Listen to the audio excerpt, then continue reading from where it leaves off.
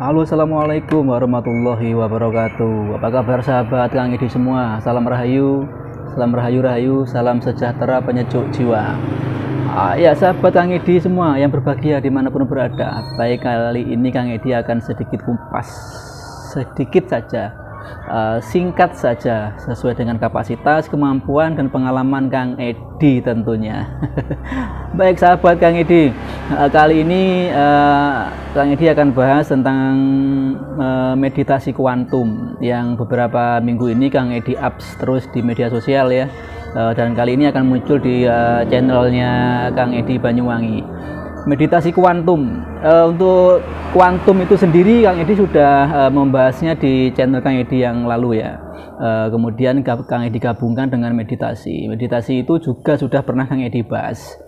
Secara garis besar Kang Edi akan bahas yang ini ya, yaitu tentang meditasi kuantum. Meditasi kuantum ini bisa dilakukan oleh siapa saja, agamanya apapun, tidak memandang dari suku apapun juga. Yang jelas bisa dilakukan oleh siapapun yang tentunya ya umurnya udah dewasa lah atau remaja, jangan sampai anak-anak ya.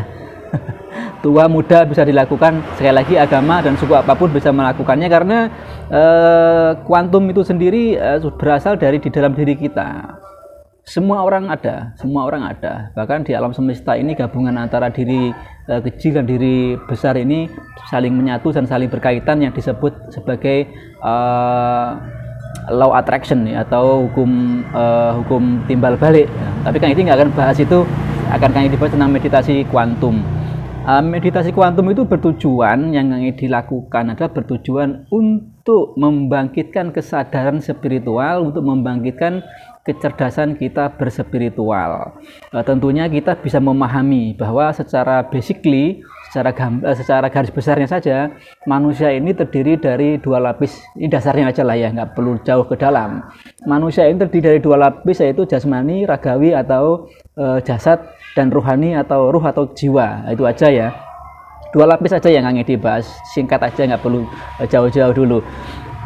Dan yang memang selama ini kita hanya memfokuskan tataran dasar saja, tataran luar saja ya, yang selama ini kita sibuk, kita memanjakan tataran dasar yang disebut jasad saja ya. Persentasenya sangat besar, persentasenya daripada kita memanjakan, kita memelihara, kita ngerumat, kita ngayomi ruhani kita jauh lebih besar persentasenya adalah memanjakan yang namanya jasmani kita, hingga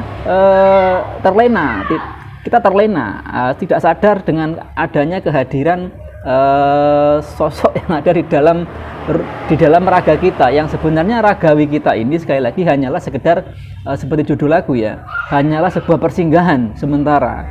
Ragawi ini persinggahan sementara atas mampirnya masuknya rohani di dalam jasad atau raga kita. Nah, meditasi kuantum itu kita membangkitkan kesadaran itu ya, membangkitkan kesadaran itu, mempolakan frekuensi pikiran dan ruhani atau hati kita menjadi lebih stabil, frekuensinya menjadi lebih baik daripada yang sebelum-sebelumnya. Nah, kemudian apa yang bisa didapatkan untuk meditasi kuantum ini? Yang pertama adalah kita bisa merasakan kesehatan yang kita akan dapat dengan meditasi kuantum itu. Kesehatan yang sebelumnya belum kita dapatkan ya, kesehatan, kemudian berkelimpahan, ini bisa rezeki dan bisa segala macamnya.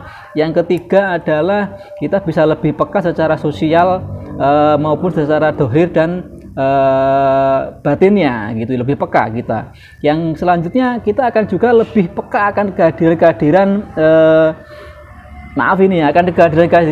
energi-energi astral yang memang mengganggu kita atau mengganggu orang lain. Intinya kita akan lebih peka tentang kehadiran energi-energi negatif maupun energi positif yang ada di sekitar kita maupun yang ada di dalam diri kita. Dan selanjutnya akan kita lebih cerdas.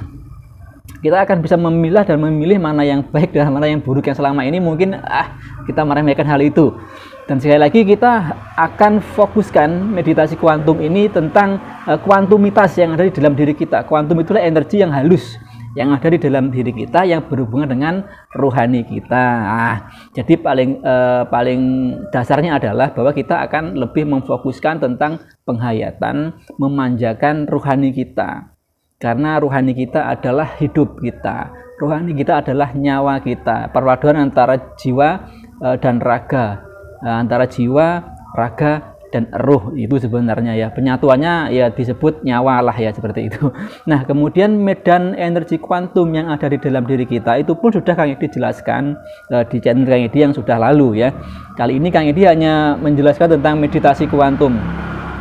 Cara-cara meditasinya itu sungguh sangat tidak membuat kita kan ada meditasi yang tidak nyaman ya, ada yang meditasi membuat kita merasa capek gitu ya. Nah, meditasi kuantum ini bisa dilakukan siapa saja dengan cara bagaimanapun juga, maksudnya caranya ya duduk dengan baik, bersila dengan baik, tidak harus dengan sesuatu yang khusus gitu. Dan kemudian Kang Edi menerapkan meditasi kuantum ini tidak melakukan metode-metode pernafasan khusus. Ini kan ada Kang Edi sebutkan kemarin. Tidak melakukan metode dengan cara bernafas segitiga, tidak melakukan metode dengan bernafas perut, dengan melakukan nafas dada dan segala macamnya, tidak. Meditasi kuantum itu dilakukan dengan cara bernafas alami ya, normal lah, tarik nafas, keluar nafasnya alami. Justru disinilah yang merupakan sifat hidup hayatullah itu di situ. Kita menghayati, kita mendalami, tarik ulurnya, keluar masuknya nafas di dalam diri kita. Meditasi kuantum salah satunya kita lebih meningkatkan koneksi kita kepada ilahiyah. Itu tujuannya, membuat kita lebih sadar bahwa kita adalah tiupan roh ilahi di dalam diri kita. Kita lebih sadar, lebih peka terhadap kehidupan sosial bermasyarakat, dan lebih peka terhadap adanya energi-energi astral di sekitar kita. Itu salah satu tujuannya. Kemudian untuk tahapan selanjutnya kita akan bisa lebih bertauhid dengan baik kepada ilahi. Ya, mudah-mudahan sedikit paparan tentang meditasi kuantum ini Kang Edi yang Kang Edi sampaikan bisa manfaat. Kalau mau bertanya-tanya, sekedar mau sharing saja, Kang Edi tetap menyediakan waktu buat sahabat-sahabat semua dimanapun berada yang di sini tempatnya di Resto Raja Pedas ya, di Gedung Reja Muncar, Banyuwangi. Itu aja, mudah-mudahan bermanfaat. Kurang lebihnya Kang Edi mohon maaf. Wabillahi taufiq wal hidayah. Assalamualaikum warahmatullahi wabarakatuh. Salam rahayu, salam sejahtera, penyejuk jiwa. Salam dari Banyuwangi.